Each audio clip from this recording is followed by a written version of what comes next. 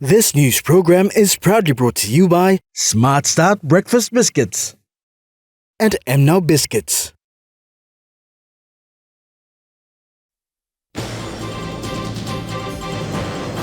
Alan Bird says to divert profits from mining to other sectors.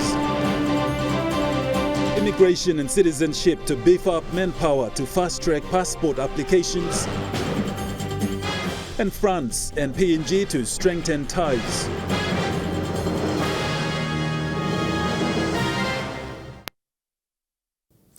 Good evening, this is National EMTV News. I'm Godwin Eki. Thank you for joining us.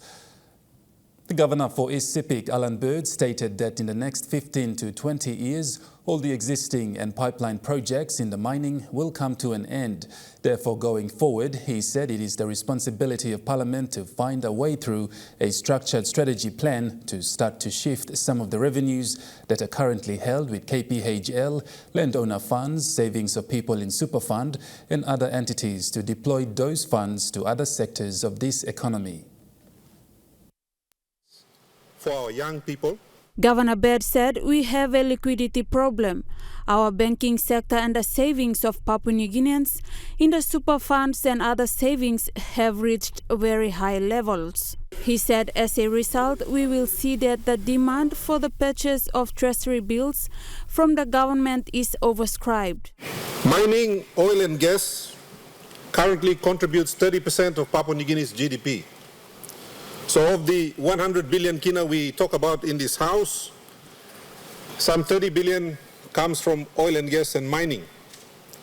More significantly, 80% of our foreign exchange is earned by this sector. In 18 years' time, we can look forward to 80% of our foreign exchange earnings coming to a complete stop. That is the reality that faces our country.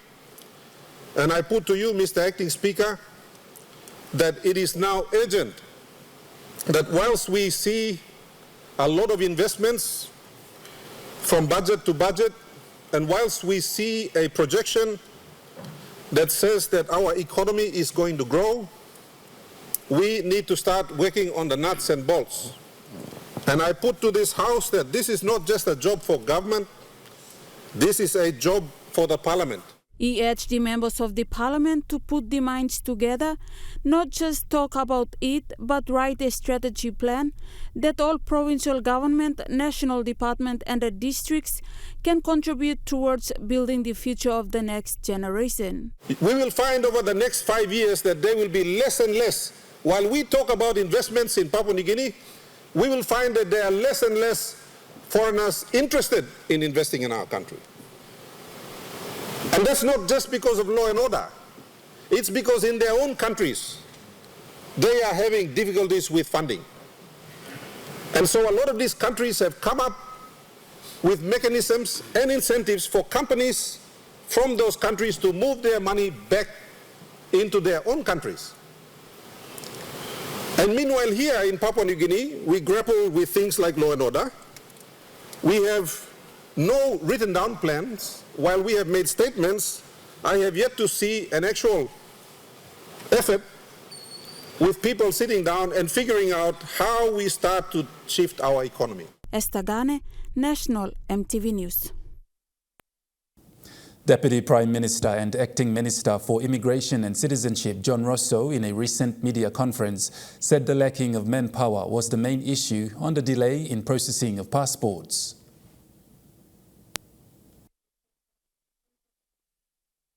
Deputy Prime Minister and Acting Minister for Immigration and Citizenship, John Rosso, in a recent media conference said that the delay in passport processing is not because they have run out of passport booklets, but rather lacking manpower support in processing more than 20,000 passports applications. Immigration is now, with the CMO's directive, have recruited 28 more extra staff to deal with the backlog.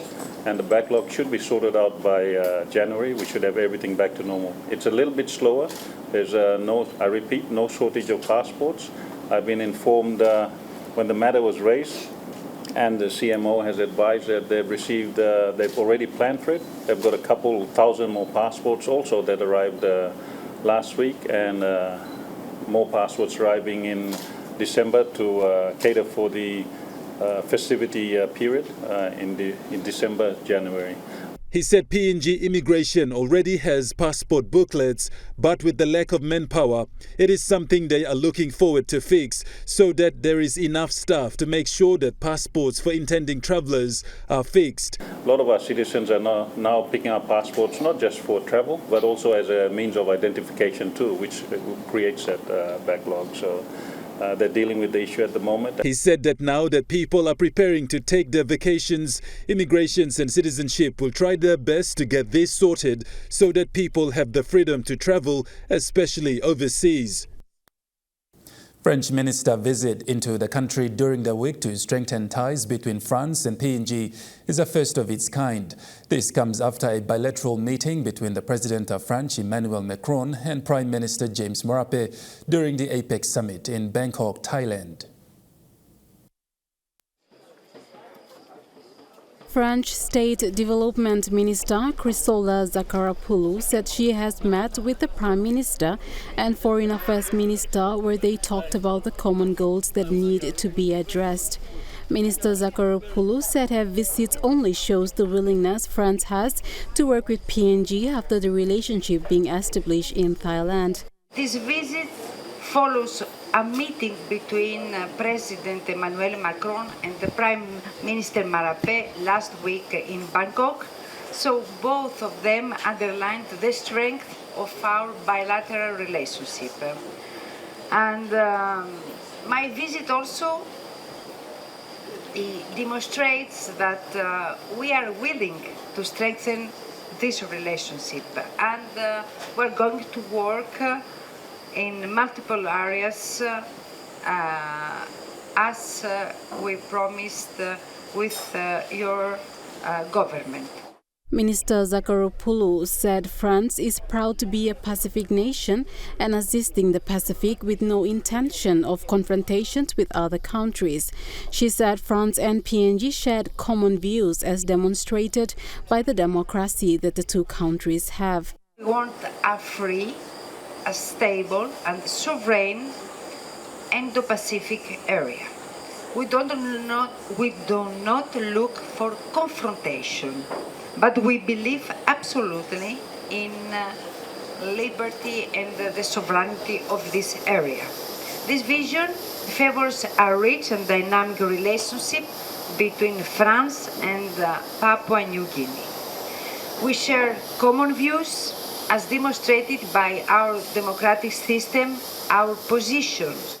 As France looks forward to more partnership with PNG, Minister Zacharopoulou said the main area of her visit was to address climate change. We have to face together the climate change and its effects. For you, we know very well that the climate change is a vital, immediate, threatening issue. The displacement of your people are among the most disastrous consequences of the climate crisis. And we know very well that your government and my government, we are engaged for global climate action. Cynthia Maku, National EMTV News. French Minister of State for Development, Francophone and Partnership Chrysola Zacharopoulou has officially launched the Kiwa Wash project on her first visit to Papua New Guinea. Her visit is focused on strengthening ties between the two countries in the area of health, gender-based violence, SARV and environment. During the launching of the Kiwa Wish project, French Minister Zacharopoulou said France is ready to work together with PNG to help mitigate climate change. She said France has been able to fund programs around the Pacific in tackling climate change, and the Kiwa Wish project is no different. We provide €6 billion a year of climate finance to the partners like in the Africa continent, in South America, in Asia, the Pacific. This finance includes 2.2 billion of euros dedicated on adaptation, that I know it's a key for you, for all the islands and like yours. And of course, my country is a strong advocate for preserving biodiversity, and your country is a good example of this unique. The Kiwai initiative is focused on getting climate change solutions from local communities. Minister Zakharapulu said this is one thing they are pushing for to address climate change in the local communities. It's focused on the preservation of global public goods, without silos or artificial separation between climate and biodiversity. Secondly, this initiative, KIWA, is based, first of all, on solutions which come from you, from the local knowledge of the people of this island. Kiwai project coordinator from Manus, Fiona Manu, said the local communities in Manus have been participating well in the project by promoting clean water and eliminating pollutions. She acknowledges the French government support towards the initiative. Wish Plus project integrates conservation and development with the objective of improving community livelihoods and contributing towards the economic development of the country. Kiwai Wish Plus focuses on nature-based solutions to improve resilience to climate-sensitive disease and protect biodiversity in upstream watersheds and downstream coral reefs in Fiji, Solomon Islands and Papua New Guinea. Cynthia Maku, National EMTV News. 56 firefighters are now fully employed by the PNG Fire Services after graduating yesterday in Port Moresby. Chief Fire Services Officer Bill Rue said these men and women are in a position where they will be able to provide for their families into the future. 6 women and 49 fire servicemen are now ready to enter the workforce fully employed by Fire Services PNG that graduated yesterday in Port Moresby. During the speeches of the Chief Fire Service Officer Bill Rue, welcoming the graduates into the workforce came with a lot of encouragements. They have passed all the requirements to be recruited as trainee firefighters, and that is proven as they stand tall today, when no one failed the training, for which we are proud of. He encouraged the fire service officers to now look into contributing to nation building and take pride in their work as they carry out their services to serve Papua New Guineans. To prove your worth, as you have done at training,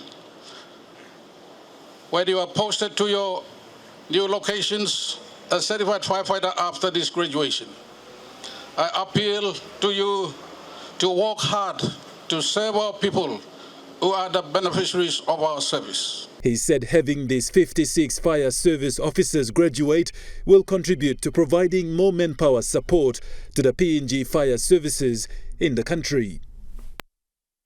National EMTV News continues after the break. Stay with us.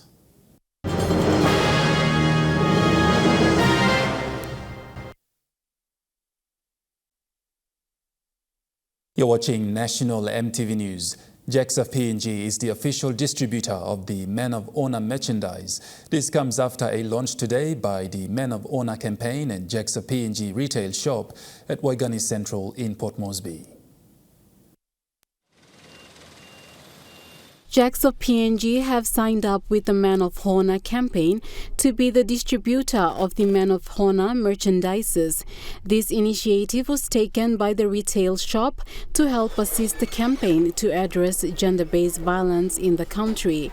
And one of the key things that we said was if this is a campaign, we should have merchandise made readily available for people to be able to purchase so that they can show their support for the movement. So Jax was very much willing to come on board to be the official retail distributor for our Men of Honor t-shirt range. Sales on the merchandise, such as the T-shirt, will be distributed first in Port Moresby-based shops and later to other centres.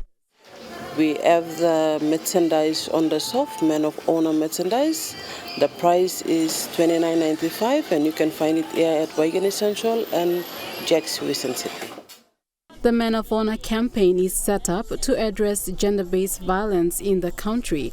CEO for Digital Foundation, Serena Sasingian, said the foundation has realized that men play a big role in the society to address GBV.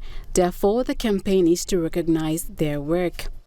And we also know that when we have strong men in the community that use their power and their leadership, they are able to help build peace and help broker peace and mediate in times where there's extreme conflict.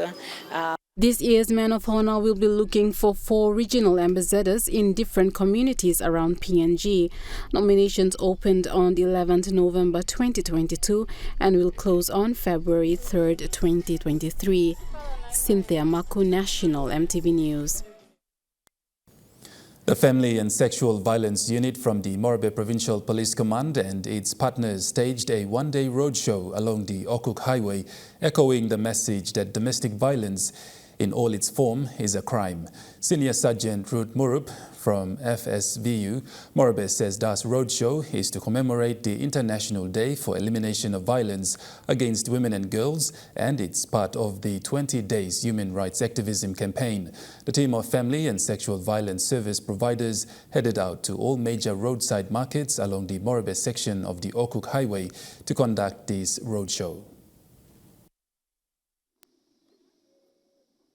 Given that Morobe has been recording a frightening rise in cases of sexual penetration, incest, child trafficking, marital rape, sodomy, physical abuse, inappropriate touching, and even sorcery accusations-related violence, the FSVU Morobe and its partners are now amplifying the message that domestic violence is against the Family Protection Act 2012 and the Local Team Pikinini Act 2015.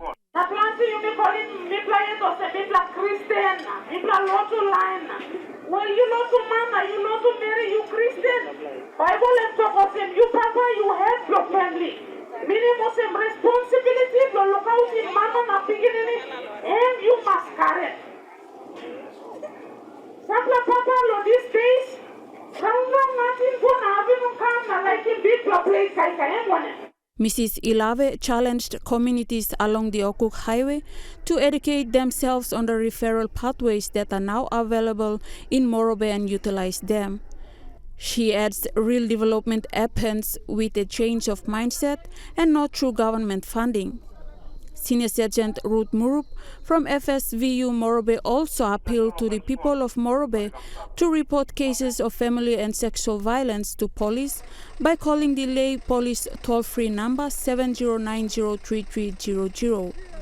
The partners that took part in the roadshow are the Community Development Division of the Morobe Provincial Government, the Lay District Family Health Services, the Family Support Center at Angao Hospital, the Salvation Army, the Morobe Network Incorporated, the Buimo Correctional Services, and the Public Prosecutor's Office. The Family and Sexual Violence Unit in Morobe was established by a policing partnership between the Australian Federal Police and the Royal PNG Constabulary. Esther Gane, National EMTV News. A cool storage facility is nearing completion of installment and will be in use shortly. This facility is a project of the National Fisheries Authority and is being piloted in the maritime region of Morobe Province. EMTV News understands that this project is also a link to the fisheries supply chain that is being embarked upon by the National Fisheries Authority to kickstart the downstream processing agenda of the Marape Rosso government. Nalau Bogan, a local fisherman from the Laukano village in the Salamoa coastal region of the Morobe province, explained that this cold storage facility has been built in his village, is one of 5 cold storage facilities funded and built by the National Fisheries Authority across 3 of Morobe's 10 districts. Mr. Bogan says the facility will act as a buying point for fisheries products from local fishermen across the Salamoa local level government. He adds that this facility will also enable fishermen from other maritime spots within the province to be able to increase productivity in terms of quality and not just quantity. The community and the surrounding community, in one way or the other, will benefit because of the catching of fish grow and come selling through this facility, making it more easy and possible for us in the village, rather than finding boat and go for a distance to lake. This facility by making easy load, fishermen marry place.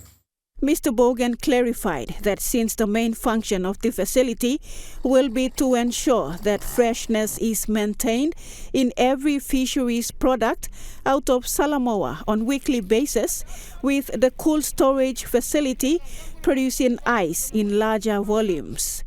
This facility will have water and power supply regardless of its remote location. Power source to this facility, and by using through solar panels, solar power source, by got 20 plus 600 watts panel by Silipantalo roof which la building, which the 20 plus panel, one solar kit blame by enabling la when building lo power supply blame. By got standby gen 2, so power source and by come from solar at the same time gen set. This cold storage facility was built in June this year and is nearing full completion. Lindy Suharupa, National EMTV News. Grow PNG has launched 2 case studies yesterday in Leh and the formation of a working group on gender mainstreaming and agripreneurs inspiration. The first case study is on gender mainstreaming, where research was carried out in 10 organizations and their practices in mainstreaming gender in their organizations, and the other one is on the inspirational stories on agripreneurs. A gender working group was also announced that will focus on how to mainstream gender in agriculture food system. We presented those 2 reports, and in the process we actually announced the formation of our gender working group that will actually focus on how do we actually now mainstream gender in agriculture food system in Makam Valley and in Papua New Guinea. So Grow PNG is basically an organization that actually provides a platform. We bring different partners, different organizations, smallholders, the big ones, to the platform to discuss how we can bring investment and increase income in the Makam Valley. So in that process, we also look at how we can actually mainstream gender. Simango stressed that 50% of women are actively involved in agriculture, and Grow PNG is looking at increasing the number of women in agriculture in the country. PNG, 87% of the population of this country are rural-based. So the large population of the country live in the rural areas. Within that segment of the rural areas, we've got about 50% of women is actually doing agriculture in our commercially, small. So the question remains, what happened to the rest of the world?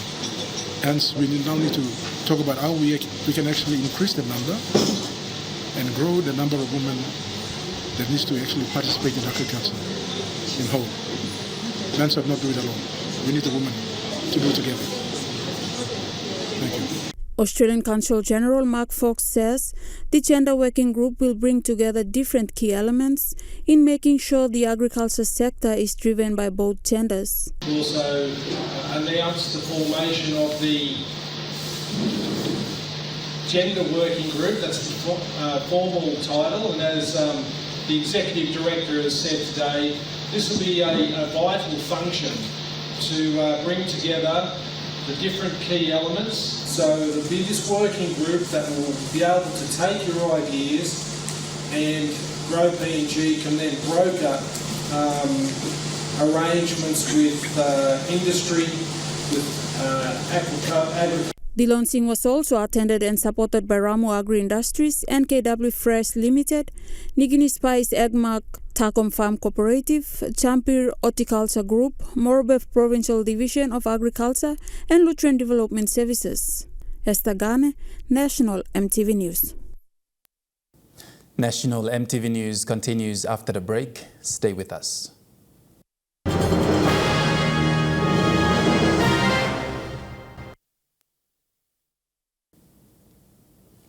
Welcome back to National EMTV News. Over 100 cocoa farmers from Ward 9 of Salamaua LLG in Morobe's Yuan Gulf district are currently struggling to access better markets for their cocoa.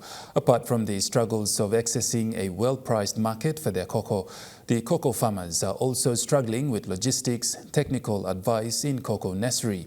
Planting, care and harvesting is also a challenge for these farmers.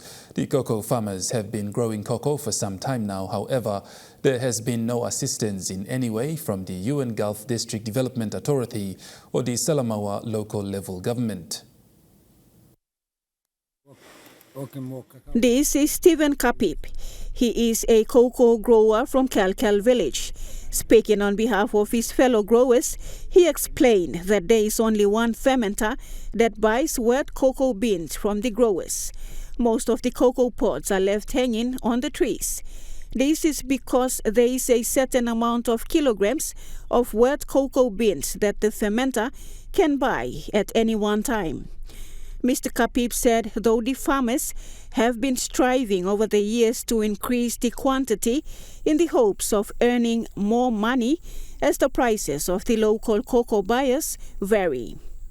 The concerned cocoa farmer said most of these farmers sell their wet cocoa beans to the buyer that have the highest price per kilogram.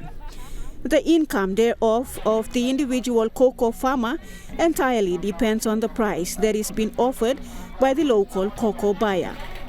According to Stephen Kapip, there are only 3 local buyers accessible by sea, which sees farmers loading their wet cocoa beans on 2 canoes to transport to the nearest buyer after harvesting.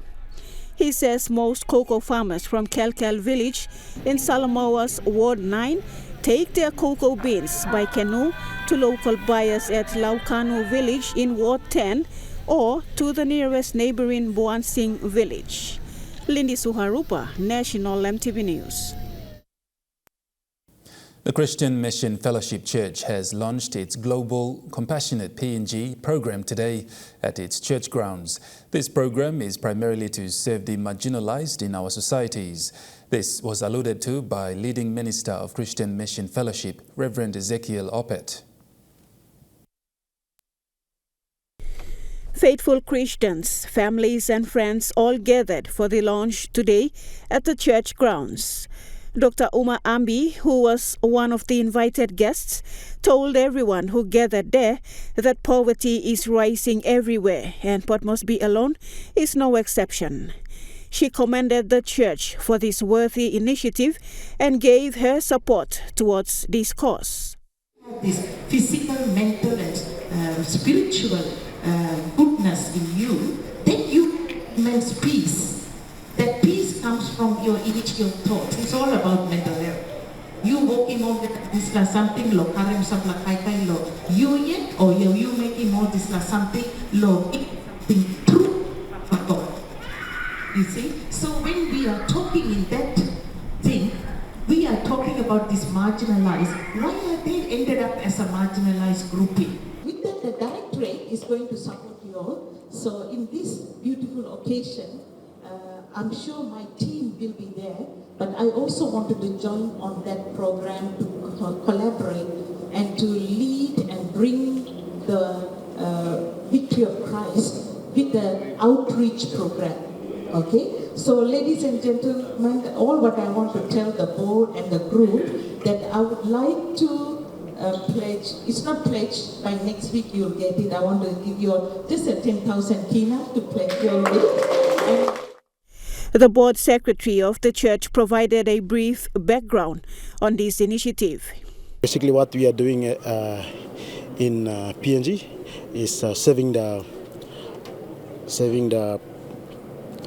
those who are in need, the marginalized people in communities, the surrounding communities in Port Moresby and the outer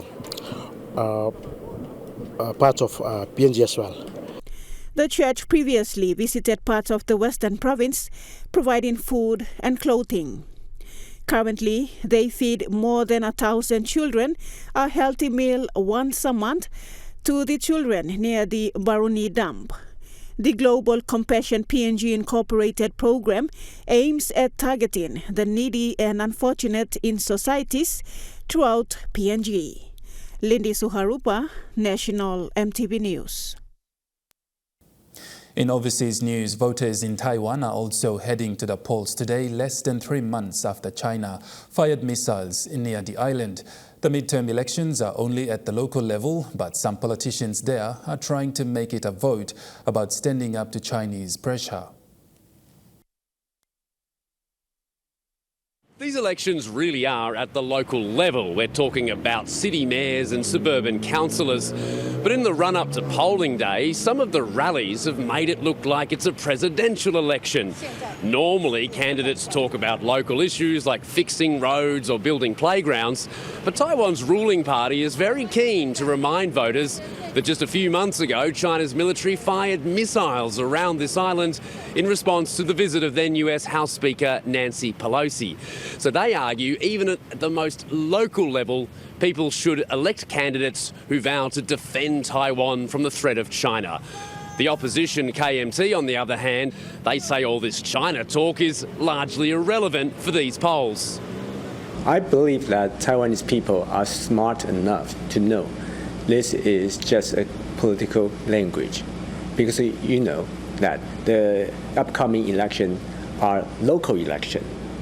There have been some claims of Chinese interference in these elections, with police supposedly busting an operation to funnel money towards pro-Beijing candidates. But Taiwan's government actually says this year they've detected fewer interference attempts compared to previous elections. Either way, experts say the results of these polls shouldn't be interpreted as a referendum on how Taiwan's government is handling China. Instead, we'll get a much better idea of that in just over a year's time, when Taiwan holds its next presidential election. While most of us are trying to live with the threat of COVID, a lack of social restrictions and suppression measures have forced many Australians into their own form of self-isolation. Indefinitely, people and carers managing chronic health conditions have called for more help from the community to help limit the spread of the virus. Long COVID has left Nicole Pope needing lots of different medications. For the first 3 months I was completely bedridden, not able to even do simple things around the house. Now she's worried a new wave of COVID-19 cases will put many others in her position. Majority of people not wearing masks. There's no isolation periods. People aren't taking it seriously. They think it's a joke. COVID management measures like masks remain voluntary across the country, leading people like Robin McLean, who's caring for her immunocompromised daughter, to stay home. I could count on less than one finger the number of times I've been to a public thing in the last year. Even those who are relatively healthy are lamenting the loss of opportunities to travel or go out due to high COVID case numbers. Our ability to go out there and, shall we say, enjoy Australia and enjoy the world is being heavily restricted by the threat of this outbreak of COVID.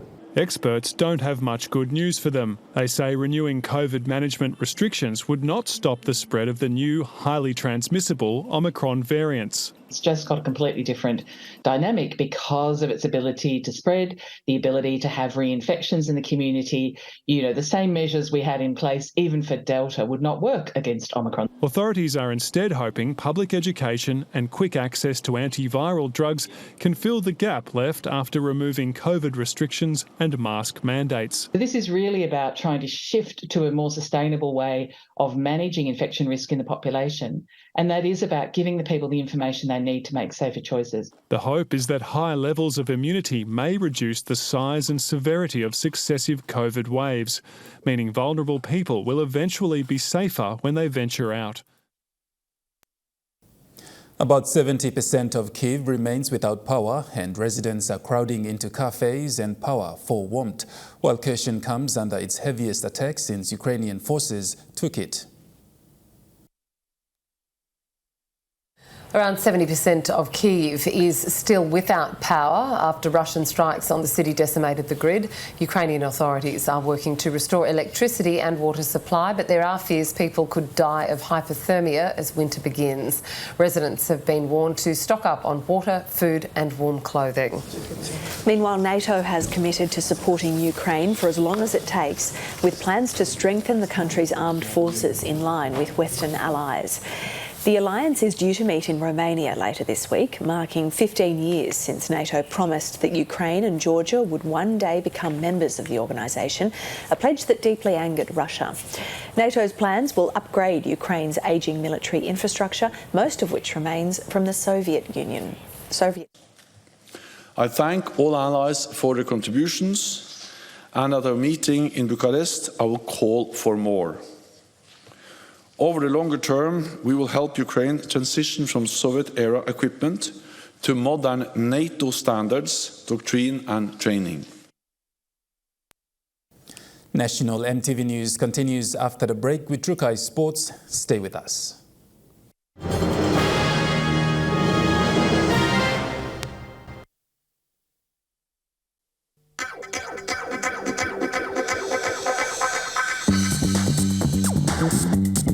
Trukai Sports.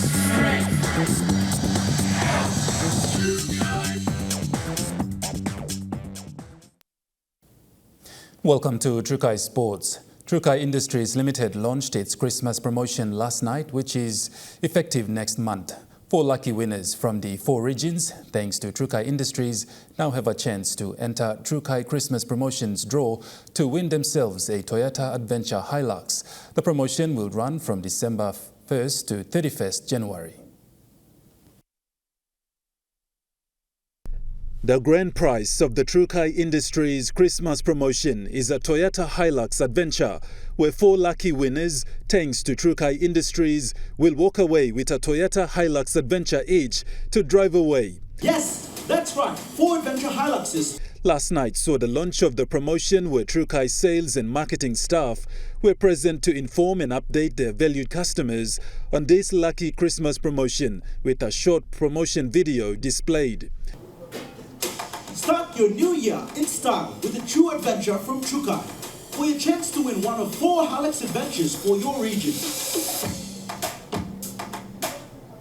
Simply purchase a Trukai medium, jasmine or natural brown, 5 kg, 10 kg or 20 kg product. The promotion for the Trukai Industries involved customers in the 4 regions of Papua New Guinea, and how they can get involved to win the Toyota Hilux Adventure is by purchasing a 5 kg, 10 kg and 20 kg Trukai and Jasmine brown rice in order to enter the draw for a chance to win the Toyota Hilux Adventure. Over the years, there's been companies that have tried to do what we're about to do, and we're about to give away not just 1 car, we're going to give away 4 cars, 1 for each region. It's Christmas time and it's very hard to make everyone happy, but we're about to do that. He said this is for their valued customers and those that continue to work hard day in and day out, and that Trukai is happy to bring this promotion to their doorstep of every Papua New Guinean this Christmas. One of our most successful promotions to date and one of our largest that we'll be launching during this Christmas period. I don't think any other company is about to pull off what we're about to pull off, and I really do like this moment here that you will be the first to witness what we're about to do this Christmas. just to go through a bit of what the brand has been active in during the last few months and years. Chukai has been synonymous with the family and the integrity of that product that we provide to the families in the country. And that only happens because of the customers that we have here today, the ones that the sales team work diligently with day in, day out. After hours, while everyone's asleep, these are the guys that bring in the products from the yards, shipping yards, into the sales yard all the way. The promotion following the launch last night in Port Moresby will start on the 1st of December 2022 and run throughout January and end on the 31st of January 2023. Sports Minister Don Pollier has tasked the Sports Foundation and has selected a special committee to look at rugby league as to how they can strategize or re-strategize on playing so that rugby league is positioned in more competitive manner to meet the international standards. He made this statement following a question without notice raised by the member for Kundiawa Gembel, Mugua Dilu, yesterday during Parliament. The member for Kundiawa Gembel said PNG has been involved in rugby for 3 to 4 decades, but the performance was poor to meet international standards. He said this could be a bad joke considering our standard, and that is not a development pathway for the progress of sports in this country. He stressed that we have to refocus on sports that are played globally and that attracts global audience, such as soccer. Member for Kundiawa Gembel said, currently we are facing law and order issues in PNG, and it is important that we come up with a good pathway for development in this country. He asked the sports minister if we have a concrete plan for the development of sports in this country. Sports Minister Don Pollier said, Sports Foundation and a selected special committee is working together, planning on the development of rugby league and other sports in the country. He said to give a policy implementation strategy in the next parliament session. This question is an important question with regards to what we call the national game, rugby league. Mr. Assistant Speaker, I do not want to abruptly answer to a question when the rugby league culture has been developed, although without much success. There's been a lot of publicity and work that have gone into it. Like he's alluded to, the Papua New Guinea's bid to NRL. So we will re-look at the approach we have taken, and we will change to develop it better, taking over a time period so that we position rugby league in a most competitive manner to compete at the international standard. Pole said under the Maraperoso government, sport is a vehicle they are using to make sure they mobilize the youth of Papua New Guinea in the sports from rural area up to the high level of sports. We are applying a strategy called Go Rural to Go Global. And that is also being put in together. The policy of sports was launched by the Prime Minister, the good Prime Minister himself, recently, and I am devising the strategy as to how I can implement that policy to making sure that sports become a culture in Papua New Guinea. So when I presented the strategy next Parliament, probably next week, Mr. Assistant Speaker, I can answer some of those questions that are in the mind of the sports industry in Papua New Guinea. Estagane, Trukai Sports.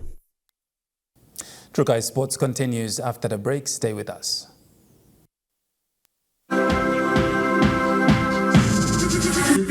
Trukai Sports.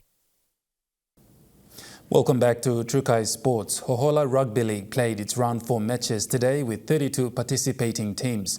Tournament President Kambi Ngiman said the tournament has a total of 12 teams. Hohola Rugby League played its round 4 matches today in front of a packed crowd that gathered to watch the game. With 32 teams, the competition saw the A-grade men's division take the field following the women's competition. President Kambi Ngiman said it was great to see teams behave since the start of the competition. I wanted to update the competition. We have 12 rounds to After third round, we started my competition. By me going to finals. Now I'm round 4 all boys team. Round 6 for Blues and Maroons. He said Hohola Rugby League is looking forward to host its 2022 Blues and Maroons tournament. The supporters plenty supporters come throughout Nagla suburb Nala east, south, west, all coming here. Big obviously but me no expecting big crowd threat, but crowd also grand final on big competition roll stop no crowd or pull up, so me just I'm mass through all big crowd come turn up now watching this game here.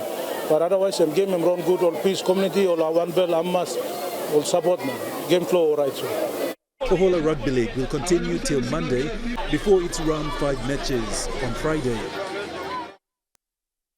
And that ends Trukai Sports. The Money Plus weather report is next. Stay with us.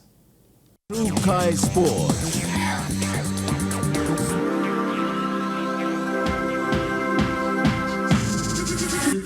Trukai Sports.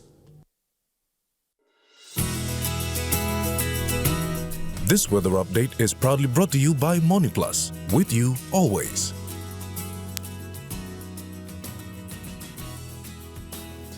Weather forecast for the next 24 hours. Southern region, Port Moresby, Daru, Kerema, cloudy with some showers and possible thunderstorm. Alata mostly fine, Popondetta mostly cloudy with few showers.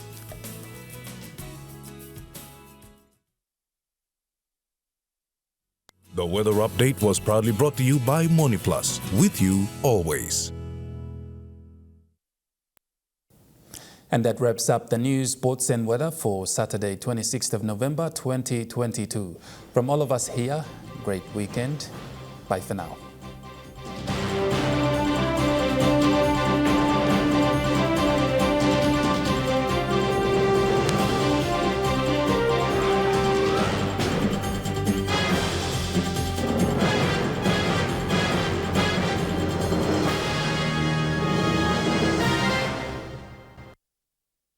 This news program was proudly brought to you by Smart Start Breakfast Biscuits and Gold Nuggets.